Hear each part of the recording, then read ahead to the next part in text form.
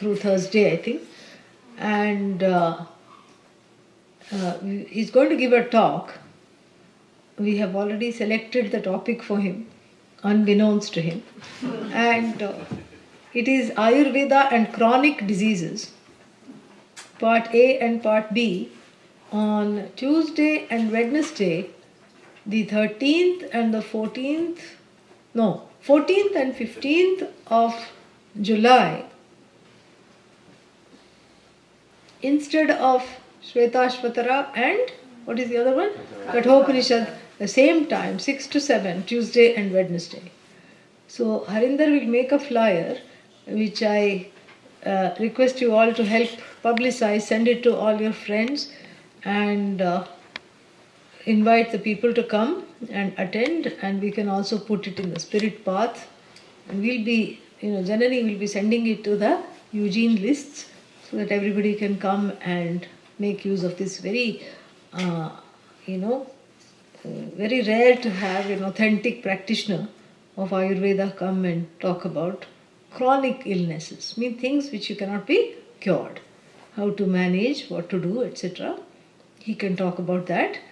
And then the next announcement is that we are going to have an informal Yajna training program on Saturday the 11th, next Saturday the 11th, immediately following Mundakopanishad classes, 10:30 to 12. And I think we should serve lunch after this. We'll get something from Indian restaurant or something like that. We'll do that. So that will be followed by lunch. And I call it an informal program because Yajna is a very deep knowledge which I don't have. I just know some basic things because Pujya Swamiji wanted me to be in the West, and he said that you would have to do these things which generally people don't have to do because there are no pandits and very few, purohits, etc. And so I learnt a few things. He sent me to a pandit, and from there I learnt some basic things, and that is what I will teach. Very simple, how to do a yajna. All couples can come, everybody can come. There is no qualifications. Yeah. And only qualification is you have to be married. That's all. And unlike Vedanta, which has so many qualifications, here the married person, the homa is for, yajna is for grahasthas. Grahasthas means householders, because they have so many obstacles and so many things, and so this is a way it's a form of ritualized prayer to be able to overcome the obstacles. Actually, unmarried people can also come and take the training, because if one is on the way to, studying Vedanta and studying, in that, it doesn't matter, you can help other people. You're not doing it for yourself. If you're a jignasu or a mumukshu, you're helping other people. So everybody can come and take the training. I think it's very advisable and wonderful. And what will happen as a result is that even if you are not doing the yajnas, you can help organize the yajnas. You'll know exactly what is needed, and it will actually be very good for spiritual growth. Any other announcements? Have I left out? No. Correct. Yes. Last but certainly not the least, today is a very eventful day. And if you're come to the class today, whatever has brought you to the class today, it's a very optimistic, wonderful sign from the universe, because it's a day where we celebrate the transit of Jupiter. Jupiter is, along with Saturn, is one of the two mega planets that affect the quote-unquote fortunes, red karma of human beings. Yeah, so the karmic trajectory of human beings is easily predicted seeing the transits of these two planets, Jupiter and Saturn. And so, the Jupiter is not a malefic. Malefic means not a, planet that causes bad effects at all. It just when the Jupiter is not in such a good position, what it does is that it will veil the person's light, so to speak. The light of the person is the person is in the shadows. Like what are some of the things that can happen? Like you apply for a job, you are qualified, but somebody else gets the job, Or you get the job, but somebody else gets the credit. So somehow the effort that you put and what you get back is always at odds when Jupiter is traversing certain houses. And how do you count that? You have your moon sign, correct? And from the moon sign you start counting always clockwise to where the Jupiter currently is. So the Jupiter is moving from the house of Cancer in which he is exalted. Every planet has a house of exaltation and a house of debilitation. So Jupiter is exalted in Cancer and debilitated in Capricorn. And if you count from Cancer to Capricorn, it will exactly be half. The polar opposite. So Jupiter is leaving the sign of exaltation and going into the next sign, which is Leo. The fiery Jupiter in fiery Leo, it's a very expansive aspect, but one has to be ready for it. And so certain things about this transit, general things, is that it will be a year of growth. And one of the things we have to make sure about growth is that it also causes growth of one's own body. When Jupiter is in a good aspect, people put on weight. Yeah. That's why it is called Guru. Yeah, Guru means big. So the expansive aspect leads one to indulge in all kinds of things that one must not, food-wise. So one has to be careful of what one imbibes, literally and figuratively. This is what it is for transit into Leo. And so like this, there are certain general trajectories for the whole world, and then there is a personal trajectory depending on one's moon sign. So the Jupiter transit into 2nd, 3rd, 5th, 7th, 9th and 11th houses are seen as very, profitable and wonderful. Like supposing if one's moon sign is Cancer. And so where is Jupiter going? Into Leo, correct? So 2nd house, very good. 3rd house, good, very good. 5th house, very good. 5th house means Purva Punya comes out. 5th house is Punya Sthana. So like this, not that the other houses are not good, but there are certain challenges that will come in the form of karma, for which one has to work much harder, be a little more humbler, and see it as a thing for growth. So on this day, which is the 5th of July, in the evening, what time? 6 p.m. 6 p.m. we ask for Guru's blessings, Jupiter's blessings in the form of the Lord Dakshinamurti, who is the teacher of the universe, because Jupiter is a planet which is associated with Brihaspati, teacher.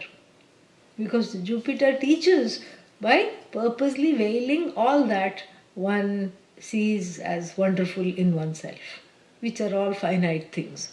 So therefore, the Jupiter is a teacher, and so we invoke first of all the blessings of Lord Dakshinamurti, the teacher of teachers, in order to help us, grow this year, in order to help us be close to the knowledge and to the teaching and to be blessed by the teachings, and also to help our particular transits, whatever it may be, shape it may be taking, and to keep away the obstacles and to bless us in all that we want to achieve, both materially and spiritually. So we will be having Abhisheka of Ganesha and Lord Dakshinamurti, followed by dinner, I suppose. Yeah, and so that is what is happening at 6 o'clock today. And so everybody can come And I also strongly suggest that if you are not able to make it, put your name in the puja. Name of yours and your loved ones, you can all put it in the puja. It will be a glorious puja. Yeah. Any other announcements? No? Okay. Om Sahana Bhavatu Sahanau Bhunaktu Saha Viryam Karavavahai Tejasvinavadhitamastu ma vidvishavahai. Om Shanti Shanti Shanti.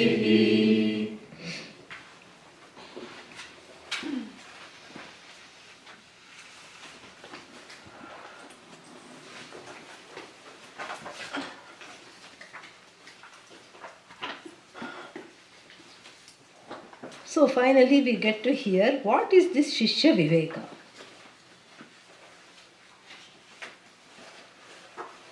Evam Vivekato Dhiman. Evam Vivekato Dhiman. Upayogo Dvayorapi.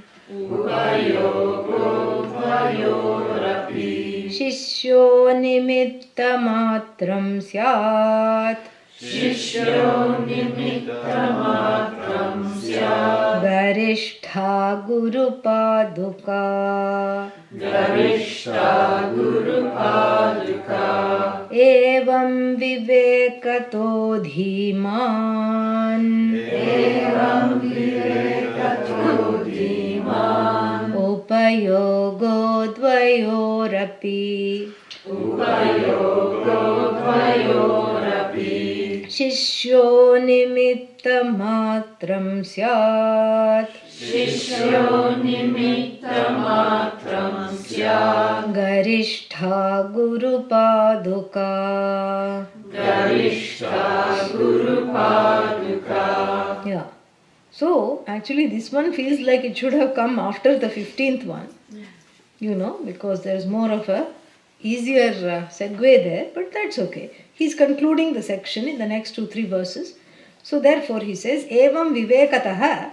Vivekataha means, through the Viveka, endowed with the discrimination. What is the discrimination? That the teacher alone is instrumental for this knowledge. That is the discrimination of this section, which the student should gain. Therefore, the section is named the discrimination of the student. So, evam, in this manner. Evam always means in this manner.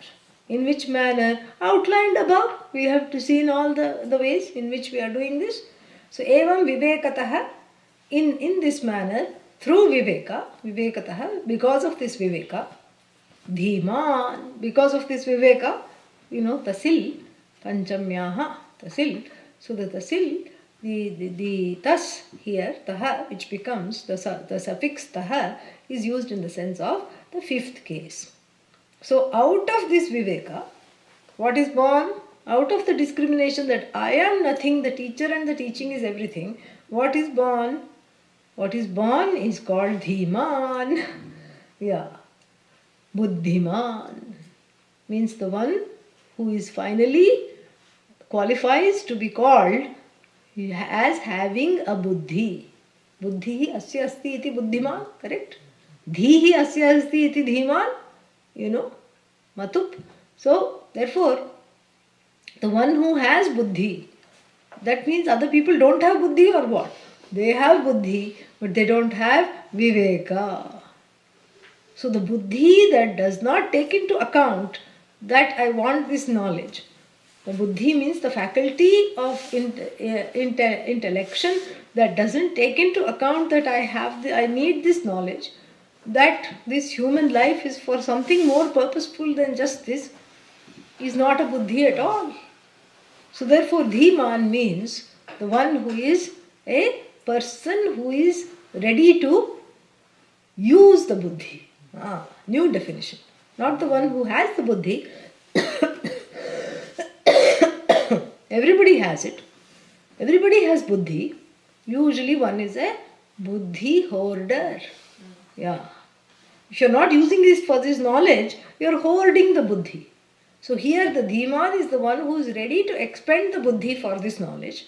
So evam vivekatah, endowed with this viveka, is born the understanding that upayogo dvayorapi, even though both the teacher and the student are important here and useful, even though, then what? Then shishyaha nimitta matram syat. The student is just an excuse for this knowledge to flow. Yeah, a mere excuse for this knowledge to flow, thereby reinstating the greatness. The greater than the student is Garishtha, the most exalted. Greater than the student is the footwear of the teacher. We have been talking about footwear, correct? What kind of footwear? The non-exalted footwear that represents what? Ego, the attachment to the dust of status symbols and the dirt of ragadveshas. This is the kind of footwear we have been talking about.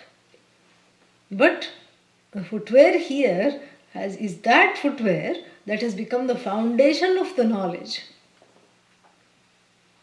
And that footwear which has absorbed all the teachings, and the dust of that footwear which is full of viveka and vairagya is not going to be a malefic in any way. It's in fact a blessing factor. So I worship the footwear of the teacher because I want the blessings that it contains. So it's just like regular footwear. When you wear it on the streets, all the shoes and slippers and sandals, it attracts dust and things cling to it, correct? And then for someone who is only roaming in Brahman, in the knowledge of Brahman, what are the particles sticking to such footwear? Only Brahman, Brahman, Brahman, Brahman dust, Brahman, Brahman particles, Brahman molecules, Brahman. So then I am worshipping this footwear, and so the feeling is that by the Shraddha, the Bhakti, here is that by osmosis, what happens? All these Brahman molecules and particles are being transferred to me. This is the kind of transference we all want. And so they're being transferred to me. How? It's a sukshma process. It's not that there is something that is coming out of that and coming to me. The bhavana is one of humility, because you cannot worship someone's footwear without humility. And so when you are worshipping the footwear of the teacher with humility, that humility and the shraddha and the bhakti, the reverence combined, removes the dust of the ego in my own psyche. Thereby I feel blessed, more blessed by the knowledge. I'm open to the teachings. That's the whole idea. When one comes and sits here, one is bringing an open mind. And if the mind is having difficulty in opening, or even if I think it's open and I want it to open further, I say Garishtha Shri Guru Paduka, most exalted, this habit of worshipping the teacher, worshipping what the teacher stands for, not worshipping the teacher's body, mind, sense complex. It's worshipping the teacher as an embodiment of the knowledge, and worshipping the footwear also as an embodiment of the knowledge, which is really truly oneself. He's going to say that a little later. So that is what is the viveka. Finally, the viveka of the student is revealed. I am nothing, the teacher is everything. And then what? Yeah, an important verse. Upadesha kramo Rama. Upadesha kramo Rama. Vyavastha matra palanam. Vyavastha matra palanam. Yeah, one V got eaten up. Vyavastha matra palanam. Vyavastha matra palanam. Ityadi vachanam tattu. Ityadi vachanam tattu. Shishyotsaha vivriddhaye. Shishyotsaha vivriddhaye. Vivriddhaye. Vivriddhaye. Upadesha kramo Rama. Upadesha kramo Rama. व्यवस्थामात्रपालनम् व्यवस्थामात्रपालनम् इत्यादिवचनं तत्तु इत्यादिवचनं तत्तु शिष्योत्साहविवृद्धये. शिष्योत्साहविवृद्धये. Yeah. So, the first line has been lifted from Yoga Vasishtha, a very intimidating work of 32,000 verses. Yeah. Attributed to Valmiki, the composer of the Ramayana. A work in which Lord Rama's Guru, Vasishtha, gives instruction on Vedanta in this intimidating work, manuscript of 32,000 couplets. And intimidating in both ways. The large volume of it is itself intimidating. And the verses are in themselves intimidating because it is a dose of intense vairagya. Yeah, if you read it, you will have vairagya from Vedanta. Really. Pujya Swamiji never allowed us to read it, you know. Yeah, so many people went to him and said, we want to study Yoga Vasishtha. He just said, absolutely not. Because if you say things like, it's got practices. A lot of prachanda practices. Prachanda means severe austerities to prepare for this knowledge. Like standing in the cold, with wet clothes on. Cold means Himalayan cold, okay? With wet clothes on and chanting something or the other for like 21 nights in a row. Yeah. Here even without, even inside a sheltered home without one less blanket, one is not able to sleep. Not that one is not having blankets. One blanket is little less, that's all. I wanted 3, I only have 2. One is not able to sleep. And the thermostat, one is constantly doing like this. Even that half a little, what is that? That 0.5 matters. So in this kind of a situation, you do that during the night. So what do you do in the day? That is reserved for the summer. So in the summer, during the day, you stand on the other leg, and because one leg in the winter, like this, all these things. And then there are also severe restrictions about speech, what to say, what not to say, everything. And then it just, all of it is very good. But as I said, you will get vairagya from Vedanta. If you say this is what I have to do in order to study Vedanta, forget it, So then what happened? Nobody was going to read 32,000 verses. Then there is one Abhinandana Pandit ji who made it 1/6, 18,000 verses. So he reduced it by a 6th, one Kashmiri Pandit, I think in the 13th, 14th medieval times. And he published that. It's called Laghu, means small, baby Yoga Vasishtha. But it's not all dry and full of all kinds of practices, horrible, austerities. It's also very entertaining and full of stories through which this knowledge is communicated. So the whole, this is from a section which is called, I think it is from the Nirvana Prakarana, from this section on moksha. The first sentence is lifted from the section on moksha, where, hey Rama is being instructed by the sage. Rama is seen as a manifestation of God walking the earth. Then why does Rama need instruction on moksha? It is as though. Because, why? Because everybody, once you have a human body, then you are as though bound by all the trials, tribulations and everything. The only difference is Rama knows I am as though bound, everybody else doesn't. In fact, this is what Krishna, his later counterpart, says that in where... Why is it taking so long? This is a mystery. After giving the answer to the question, So this shows we've not had classes for some time. The spark plug is little, yeah. So then, this is what it is. So, in the Bhagavad Gita, Lord Krishna says that I have also come many times. You have also come many times, O Arjuna. Bahuni me vyatithani, janmani tavacha Arjuna. Oh, so we are one and the same, you and me? No. Slight difference. What is that? Tani sarvani vetha aham. I know all the ways in which I have, blessed the earth. Natvam vetha parantapa. You don't know even this birth. Forget the last birth. So like this. So it's a so Lord Rama is seen as an avatara, a word that I don't have to translate since the movie came out. And is seen as an embodiment of the Lord on earth, taking a human form in order to alleviate the miseries of human beings who have made their lives a mess. This is basically what it is.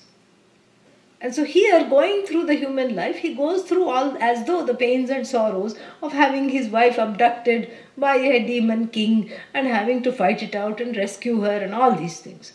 And so in the course of this, he gains Vedantic knowledge through his guru, sage Vasishtha.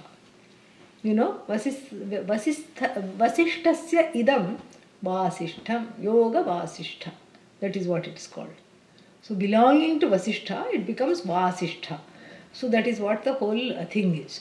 So here in this section, he is being told that all these austerities, Upadesha Kramo Rama, Vyavastha Matra Palanam. Upadesha here is teaching.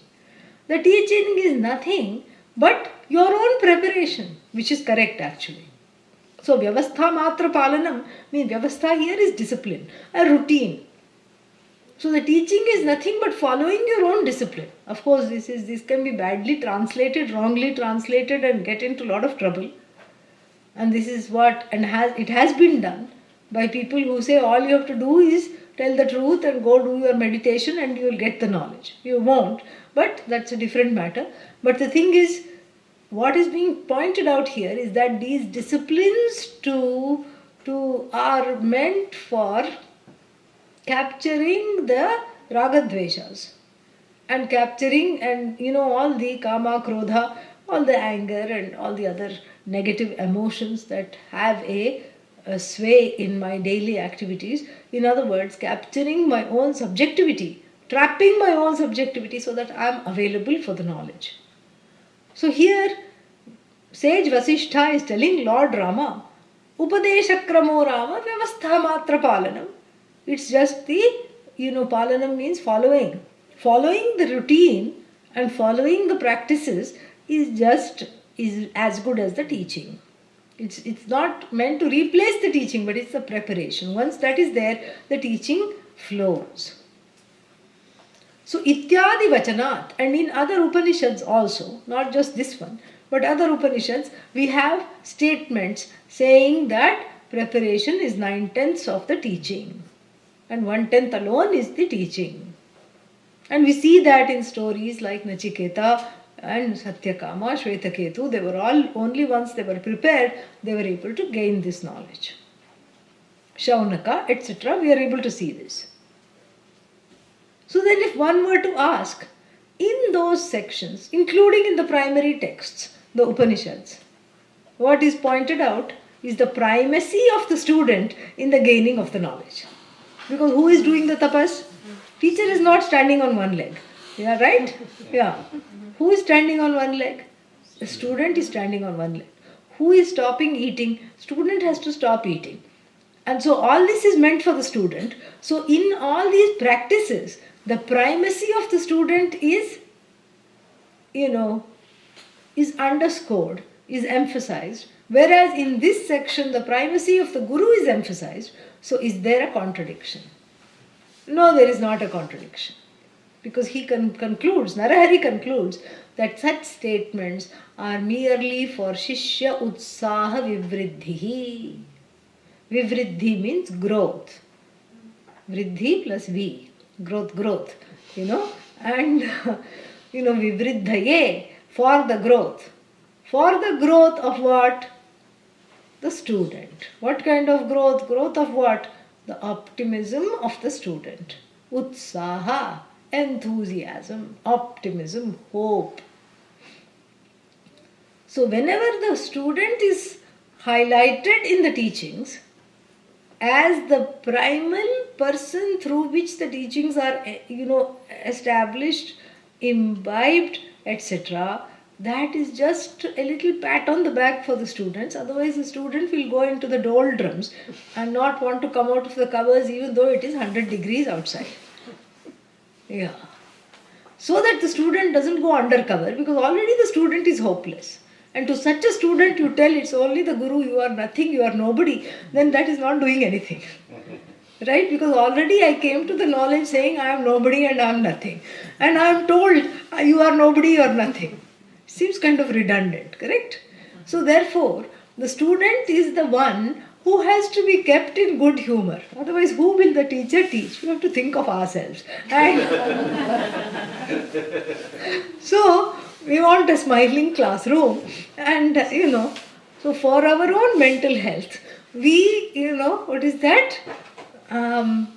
Keep the student in good humor. The Upanishad keeps the student in good humor, because unless the student is in good humor, the teaching cannot take place. Because if the same misery is underscored in the classroom also, you are nothing. The teaching is everything. Oh, all right. So the student is a doer at first. Because one is not understanding, I am not the doer. So the student is given things to do, including yajnas and fire rituals. So the student is kept busy doing things. Before the student was a student, the jiva was busy doing things. Yes or no? Yes. Now the doing is now all for the sake of spiritual growth. That's the only difference. So the student is garnered towards certain activities that will overtly help in the gain of spiritual growth. So therefore, wherever the texts talk about the primacy of the student in the gain of the knowledge, such texts are only helping the student dispel their misery and have hope that they will definitely gain the knowledge. That's all that is talked about here. And this is from actually an interestingly hopeless, there is one kind of an almost hopeless section in the Yoga Vasishtha. Very interesting. Of course, it involves a story. And the story is of a couple. King Shikhidhwaja and his wife Chudala. And they were a very noble couple, king and queen. They ruled their territory very well, and there was nobody that was sad or in want, no unemployment, all these things. Very nice couple, but they had a feeling of lack. What is this life about? Am I just supposed to, rule the kingdom, come home and then go on holiday, enjoy the palatial comforts and have some summer palace, winter palace? Is that all I'm supposed to do? They had this lack. And then what happened was that Chudala, the queen, gained this knowledge through a teacher. She asked for the teacher to come, and she didn't know when and how they would come. So she said, the dream space is free for you. And so the teacher came in the dream, and she, got moksha. She was free. So the king came one day after a very harrowing, meeting with his ministers, and found the queen so happy, so calm, so composed, and said, hey, what happened? Here I'm telling this horrible story, and usually you would be more upset than me. And now you're all just calm. You're continuing to just be I am just so, in awe of you. What happened? And she honestly said, I have been studying with a teacher, and I was so busy and I didn't know how the teacher would come here. So I asked the teacher to come in the dream space, and I gained this knowledge. What? You gained this knowledge? Yes. And now you are free of sorrow? Yes. Now you are free of anger? Yes. You are free of all limitations? Yes. All notions of limitations are gone. And the king has a hearty laugh. He says, "Thank you for making me laugh. I had a very bad day at work." And he says, "You being a woman," he specifically mentions this. When me, a man, I'm struggling to gain this knowledge. You being a woman who don't know anything about palace affairs, who don't know anything about anything, you're sitting at home and, just going to manicures and pedicures. You have gained this knowledge. Ha ha ha, I have not heard anything funnier. And she could have gone both ways, either way. She could have just kept quiet and enjoyed his discomfort, which she did. Or she could have started the world's first feminist movement, which she did not do. Yeah, a very wise decision in my opinion. So Chudala just keeps quiet. But she loves her husband very much. And she wants him to have what she has. But this is a very interesting section. How to teach someone who doesn't want to study from you? This is what. So the king continues to be intrigued by her composure, which he comments on in their married life. But he doesn't want to learn because he refuses to see that she is capable of teaching this. So with the grace of Bhagavan, she transforms into a man. First she sends the king to the forest. She says, "Okay, fine, you think I don't know. You go and find out what it is and come and teach me." So she sends him off to the forest, and then she takes hold of the kingdom. Now it is called queendom. Okay.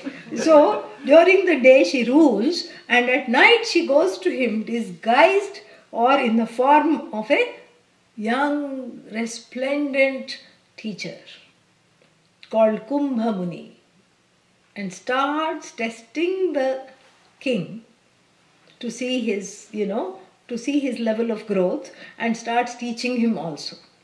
So the Yoga Vasishtha has many such dialogues, and there's one section with all these dialogues between the king and the queen, who is in the form of this,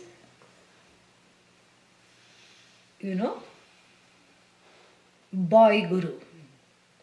And then finally, after, of course, this is happening in divine time, so then there are many years later, decades later, she reveals to him it's one and the same. And even that time he has a problem. Then she has to go back saying, no, it's not the same. And I think the second or the third time he understands. You see, such is the force of the, what is that called? The cultural samskaras, the impressions.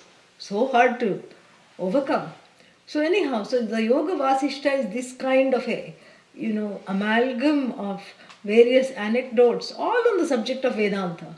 So it's extreme Vedanta with extreme Viveka, extreme Vairagya.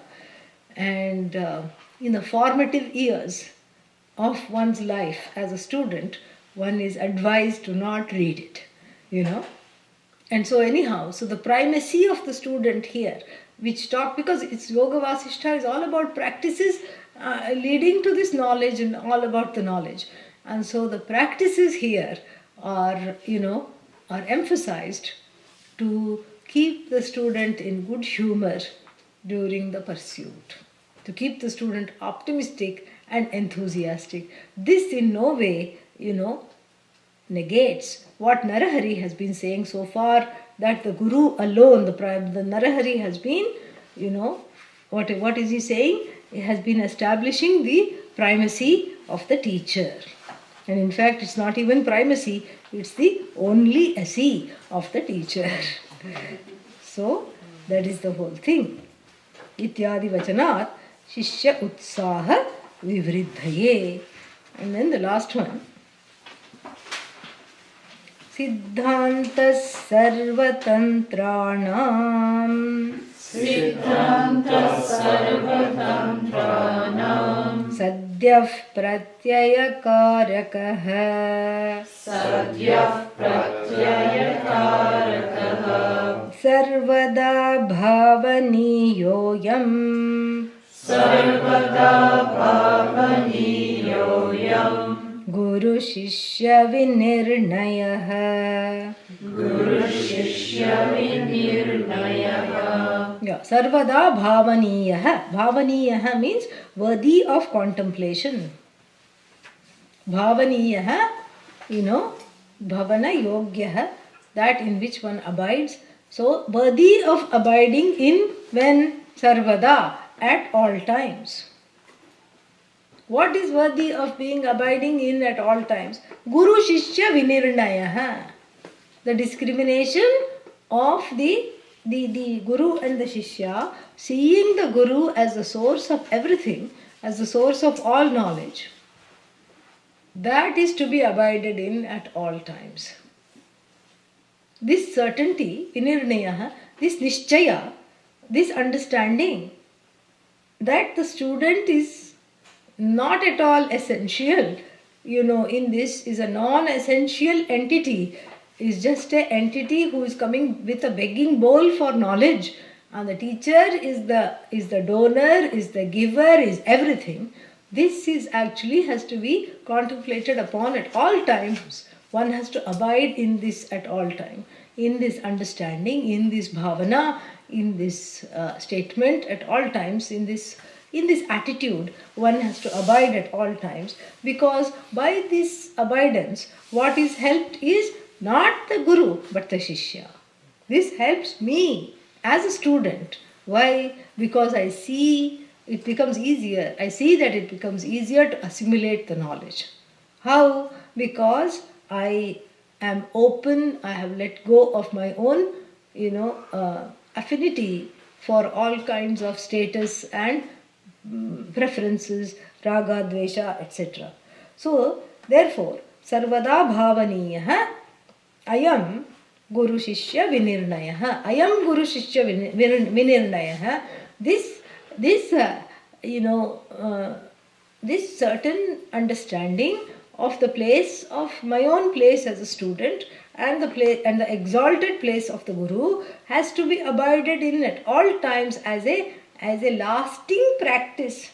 Why? Because of its importance, which is given in the first line. Because it is the Siddhanta. Siddhanta means essence. Siddhanta means the percolated essence. So the essence of all sarvatantranam, the essence of all teachings, all practices, the essence of Vedanta is what? Is this distinction between the teacher and the student. The teacher as everything, the student as just a excuse for the knowledge to take place. So not, this is something which is important, because I started this section, if you recall, by saying that after studying for a certain time, there is a certain hubris which builds up. This hubris is a Greek term for where the hero undergoes a certain kind of in the traditional classic Greek plays. The hero had a moment of climax based on certain egotistic, understandings, and after the climax came the fall. Pride always comes before a fall. So this kind of a hubris, feeling like I'm everybody and everything, and it lurks and comes in different ways. One starts to find fault with the teacher, the personality of the teacher. Because really, if you talk of the person, there is no fault, because we are talking of the infinite and that which is pure, which is flawless. So the fault finding happens at the level of the personality. And certain mannerisms of the teacher or certain beliefs start to irk one, and one starts to feel like I'm so much better. I don't do this. The teacher is doing this. And sometimes one feels, I already have gained whatever there is to gain. There is nothing to gain. When that is not true. When that is true, one will never feel like that. That's how to distinguish. When that is not true, one starts to feel like that. What does he have to teach, he or she? What do they have to teach? I know everything. Yeah, I know. And also, there's some way in which one starts to anticipate the words that are coming.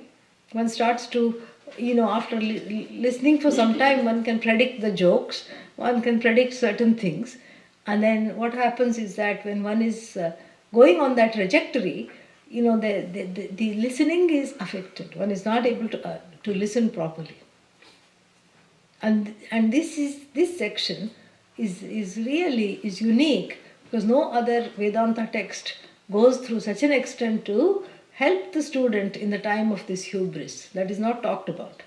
So this hubris has to be guarded. One has to be alert, because it comes suddenly and can lurk for a long time and take one away from the knowledge, or even one is bodily there. Mentally one is not there. One is not able to imbibe the teaching. So therefore, Siddhanta Sarvatantranam.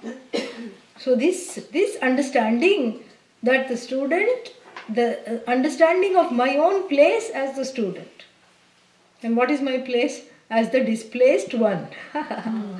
I am displaced from my own nature. That is my only place. So my understanding as the dislocated, displaced one, and the teacher as the source of all knowledge, all location, all placement. That is the only thing I have to know. And the abidance in this attitude does not help the teacher and boost the ego of the teacher. It helps me to be in a place of learning and abide in the knowledge faster, because it is the Siddhanta Sarvatantranam, the truth of all practices, all knowledge. And not only that, it is Sadhyaha, instantly, Pratyaya Karakaha, instantly that brings to fruition the knowledge. Pratyaya, pratiti means cognition. So that which helps the cognition of my own nature, that is which helps the recognition of my own nature. Sadhyaha, instantly. Pratyaya Karakaha. Pratyaya means the cognition. Pratiti, cognition. Pratyaya, also the pratiti is feminine, pratyaya, masculine. Sadhyaha pratyaya karakaha. Sadhyah pratyaya karakaha. Means not tomorrow I will know. Immediately I know the truth of my nature as a result of this attitude. So this attitude is the make or break deal between myself as ignorant and myself as the person of knowledge. So this is what I have to cultivate, this attitude of maintaining the devotion and the reverence to the author, the receptacle of knowledge, the one who is knowledge, and it helps it helps to transcend the personality of the teacher and focus on the person, and that is Purusha. That's all it is. So therefore, Sadhyah Pratyaya Karakaha, and then that, and Siddhantaha Sarvatantrana is the ultimate, home of all teachings. So for the teaching to come home, for me to feel at home with myself, this is a anivarya. Anivarya means this is a compulsory practice. If Vedanta has one practice, it is the reverence of the teacher. And that practice, if I abide in, I will get the knowledge. Shraddhavan labhate what? Jnanam. Shraddhavan labhate jnanam. Same thing.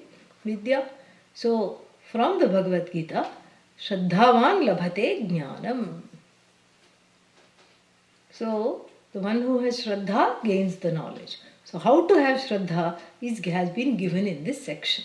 A very major accomplishment and a very astute, discernment on part of Narahari to see that Shraddha of all the qualifications is the first one is the one to be emphasized the most. So that is the one that has been emphasized in this section. The next section is called Brahma Jignasa, the desire to know Brahman.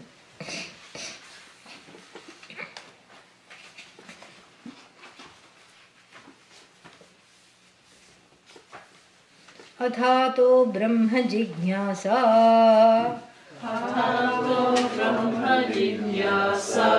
जिज्ञास्यं ब्रह्म केवलम् अथातो ब्रह्म जिज्ञासा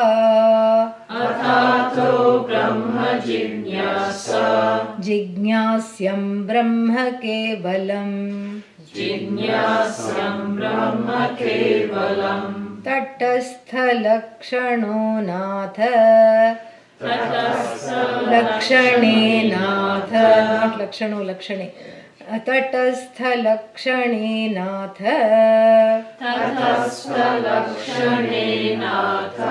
स्वरूपस्य च लक्षणात्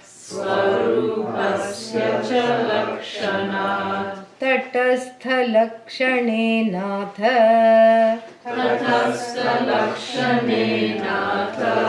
स्वरूपस्य च लक्षणात्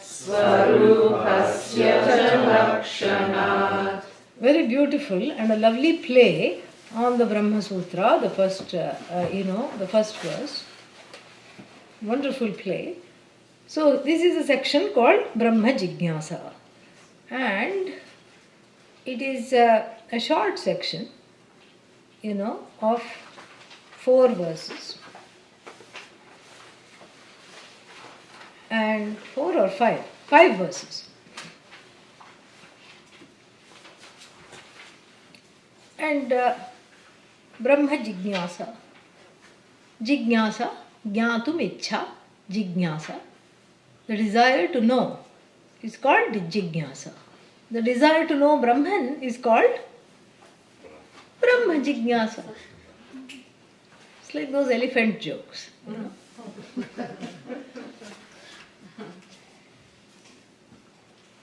How do you tranquilize a blue elephant?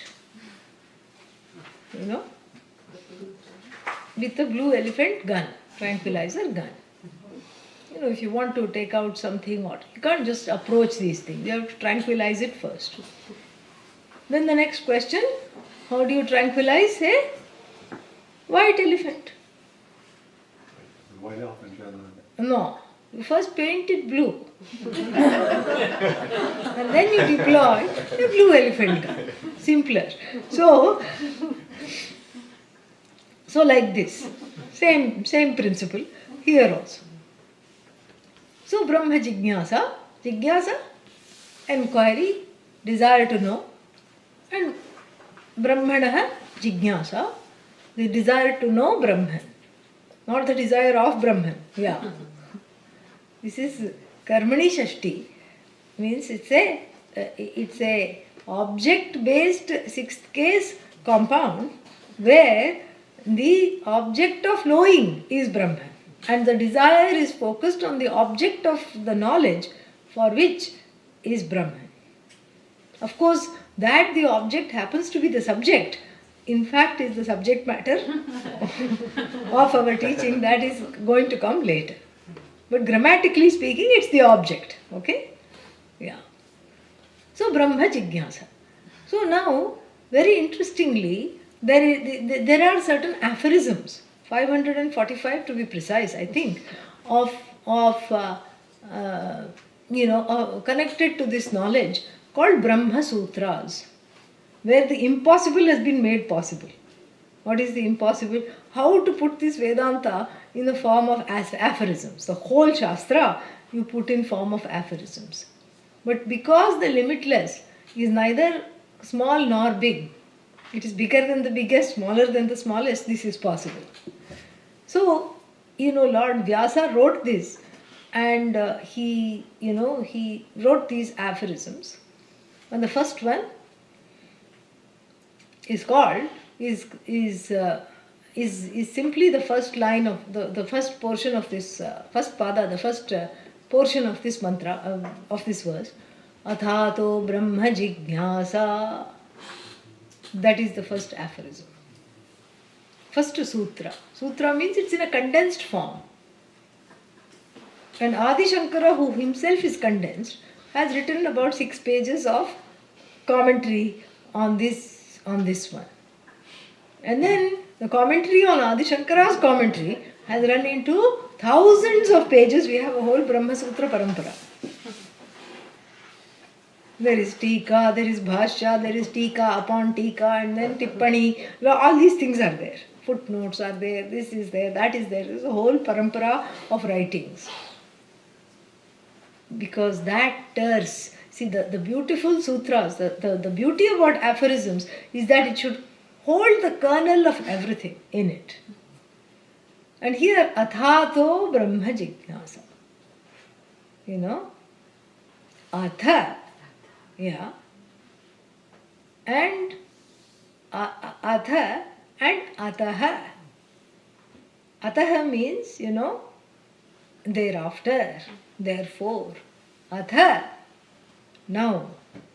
And also an indeclinable. And it's very interesting to begin the sutra of the indeclinable with an indeclinable particle. Look at the greatness of this. So Atha, indeclinable. The subject matter of this is indeclinable. Ataha, therefore, thereafter, the inquiry into the desire to inquire into Brahman. And therefore is a pregnant therefore. Like an elephant's pregnancy, 18 months. It's like it encapsulates in that one word everything from previous, lifetimes, the desires of previous lifetimes. Yeah, to study this knowledge but not being in a position to study this knowledge, the preparation, the attitudes, all the things it encapsulates. Because it's not just a therefore, thereafter. You can't start a sentence from the beginning by saying therefore. Therefore should always come at the end. Here the word therefore in the sutra comes at the beginning. How is this possible? It's possible because the beginning, therefore, is actually at the end of a long quest. A lifelong quest, a many lifetime of quest, where the thirst for this happiness as a result of this getting rid of this self-ignorance has been finally, culminated in the desire for this knowledge, in the desire to study. So, by saying Ataha, we are celebrating that quest. And we are not trivializing that quest. It's a long quest. You ask anybody in the class, how did you come here? The answers will take a long time. Yeah, you have to have some time to sit and listen. What brought you here? And at first they'll be afraid you don't have the time. So they'll give a short answer. Oh, I was just passing by and I dropped in. Yeah, but why did you drop in? Why today? Why not, 5 years ago? Well, 5 years ago I was somewhere else. Literally and figuratively. And, so like this there'll be a lot of various, answers that seem like a seeming, a seeming list of accidents or coincidences, which we call Bhagavan, which we call karma. Karma is Bhagavan. So what brought you here? Well, I had this desire, so I came. That's the short answer. But then, how did you come? Well, I was doing this, and then I was doing that, and then that happened, and somehow somebody told me about this, and, today I got an interesting answer. I googled Eugene Vedanta, and here I am, Very nice. So like this, so many answers. And each one here, through this word Ataha, is in the Brahma Sutra, which is being, repeated here, is being celebrated. Each one's story, each one's trajectory, each one's desire, and the culmination of that desire into the quest for this knowledge, into bringing one into the teaching situation, is not being trivialized. So therefore, the therefore comes at the beginning. It doesn't come at the end, because that therefore is at the end of a many lifetimes quest for this Shubha Ichha, for this most auspicious desire to even have a formative, place and to manifest itself. So that is the second ataha. The first one is a indeclinable, it's a sound of blessing. Atha. Atha and athato brahma jignasa. And this is how it is. So therefore, thereafter means what? After this quest has been recognized, and then one more thereafter, after one has gone through the acquisition of the right mindset to sit and listen to this knowledge. Another thereafter is hidden there. Not just the culmination of the quest, but the culmination of my own inner work to be an appropriate recipient of this knowledge, a receptacle of this knowledge. Like if you want to go, borrow live coals. This is what was the practice earlier. Sometimes, you'd go on holiday and your fire was out or something like that. Even now in rural areas they do this. You go to the neighbor and say, I want some coals to cook the dinner. They say, okay, what did you bring? You cannot say, I have brought the Sunday edition of the New York Times. Please put the coals here. By the time you go home, what will happen? There will be nothing left. And, so therefore, the live, the fiery knowledge also needs an appropriate strong mind in which it has to sit. So I have to strengthen the mind, I have to free it of distractions, I have to strengthen it, and all that requires a practice, a series of practices, devoted for spiritual growth and preparation. That is also called therefore, thereafter. Therefore, thereafter. Atha, ataha. Therefore, thereafter is very pregnant. And Atha also is a sound of blessing. So we start this Brahma Sutra with a sound of blessing. So only after all this homework, I can say I have the desire to study. I have the desire for Brahman. Because first I have to know what this Brahman is. First I have to desire that alone, and nothing else has to come in the way, and whatever comes in the way I take care of it. So all this, I have to free myself to have the mental space, the physical space to allow this knowledge in. Free myself of indoctrination and various blocks that might be there. So many beliefs, so much subjectivity. And therefore this is not a knowledge that is connected to religion. It has nothing to do with religion. It's a knowledge that is responding to a universal quest. A quest to be free, a quest to be whole, a quest to approve and accept myself. That's all it is speaking to. The practices, if they happen to be religious, are for the sake of this growth. That's all it is. And so therefore, he starts with Athatho Brahma Jignasa. We can say, that he is just repeating that because it is convenient. And the section is on Brahma Jignasa. But however, there is a word play which is Narahari's middle name. And what is the word play? Coming after the Guru Shishya Vinirnaya, the section on Guru Shishya Viveka, he says, now, therefore, after this section, we can say that we are desirous of studying about Brahma. After the Shishya is put in place, as the displaced one, seeking a place. Now we are ready to study. So beautifully, he uses, not a word is out of place. And I think he must have been a very, he's a great poet, a great, what's the word for it? A great grasp of the knowledge. But I think he has a deep sense of humor. His family members must always be laughing. Yeah. So more we shall see next Sunday.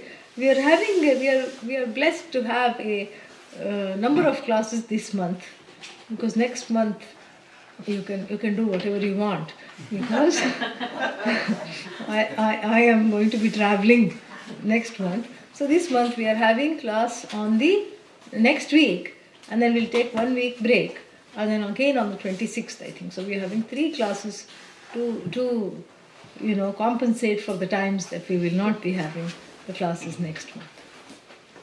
Om Purnamadav Purnamidam Purnat Purnamudachyate Purnasya Purnamadaya Purnameva Vashishyate. Om Shanti Shanti Shanti. Hari Om Shri Gurubhyo Namaha. Hari Om. Any questions?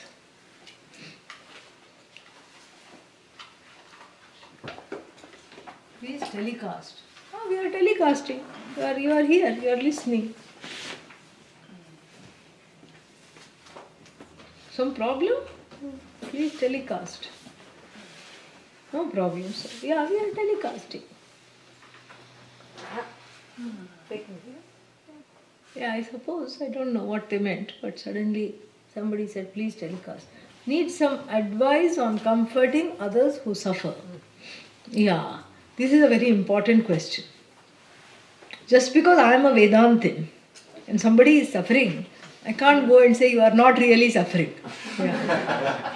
They will be surely make you suffer if you say that. Yeah, so, you can't do that. You have to just, speak at their level. You have to, comforting means you see the shoe is on your foot and you see the situation. You have appreciation for the situation they are going through. And you can say that you bring out the inner strength in them that you see. You bring out their resilience. You can say, for example, even though you are going through so much, look at how functional you are. Look at all that you are managing to do, even with such little support and help. And acknowledge that some things you don't understand. Why is this happening to me? I don't know. We can call it karma. If they are open to listening about karma, you can talk about that. If they are not, you just say, I don't know. Sometimes we don't know why things happen.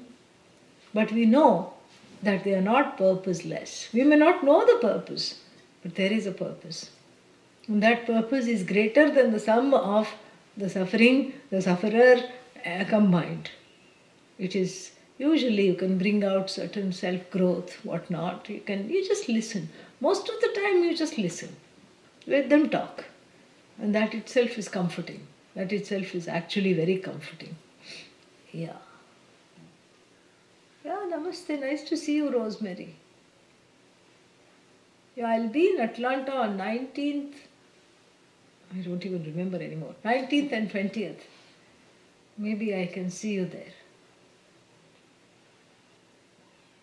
Nice to see all of you.